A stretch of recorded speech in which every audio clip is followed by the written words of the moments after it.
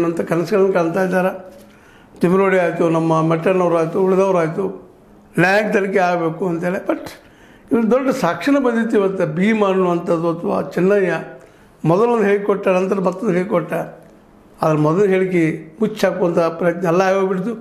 ಅವನ ಬಾಯಿಂದ ಮತ್ತು ಹೊಸ ಹೇಳಿಕೆಗೊಳಿಸಿ ಇಡೀ ಕೇಸನ್ನು ಹುಗಿದು ಹಾಕುವ, ಮತ್ತೊಮ್ಮಿದ್ರು ಹುಗಿದು ಹಾಕುವಂಥ SIT ರಿಪೋರ್ಟ್ ಸಹಿತ ಇತಿಹಾಸದ ಗರ್ಭದಲ್ಲಿ ಹೋಗುವಂಥ ಸ್ಥಿತಿಗೆ ಬಂದು ದುಡಿದ್ರೆ ನಾಳೆ ಏನು ಅನ್ನೋದು ನೆನಪಿಸ್ಕೊಂಡ್ರೆ ಏನು ಆದೀತು ಅನ್ನುವಂಥ ಒಂದು ಆತಂಕ ಯಾರಿಗಾದರೂ ಮೂಡ್ತದೆ.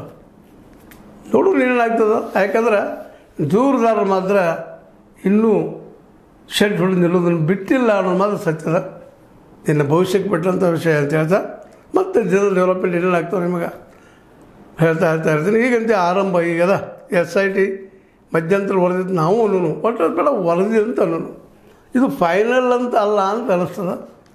ಯಾಕಪ್ಪ ಅಂತಂದ್ರೆ ಫೈನಲ್ ಅಂತ ಅವರು ಹೇಳಿಲ್ಲ, ಒಟ್ಟು ನಾವು ವರದಿ ಕೊಟ್ಟಿದ್ದೀವಿ ಅಂತೇಳಿ. ಚಾರ್ಜ್ ಶೀಟ್ ಅಂತ ಈಗೇನಲ್ಲ, ಅದು ಚಾರ್ಜ್ ಶೀಟ್ ಅಂತ ಹೇಳಿಸಿದ್ದು ಗೋಧಿ ಮೀಡಿಯಾ ಕರಿತಾ ಇದೆ. ಚಾರ್ಜ್ ಶೀಟು ಮಧ್ಯಂತರ ವರದಿನೋ ಎಲ್ಲನೂ ಗೊಂದಲಿದ್ದಾವೆ. ಬಟ್ ವರದಿ ಮಾತ್ರ ಬಂತು. ಅದೇನು ನಿಮಗೆ ಬಿಟ್ಟಂತ ಡಿಸೈಡ್ ಮಾಡೋದು ಅಂತ ಹೇಳ್ತಾ, ಏನಾದ್ರಾಗಲಿ ಈ ಡೆವಲಪ್ಮೆಂಟ್ ಒಳ್ಳೆಯದಾಗಲಿ, ಸಹಿತ ಹೊರಗೆ ಬರತ್ತೆ ಮತ್ತು ಆಶಯವನ್ನು ವ್ಯಕ್ತಪಡಿಸ್ತಾ, ಇದು ನಿಮ್ಗೆ ಲೈಕ್ ಆಗಿರ್ಬೋದು. ಲೈಕ್ ಮಾಡಿ, ಶೇರ್ ಮಾಡಿ, ಕಾಮೆಂಟ್ ಮಾಡಿರಿ.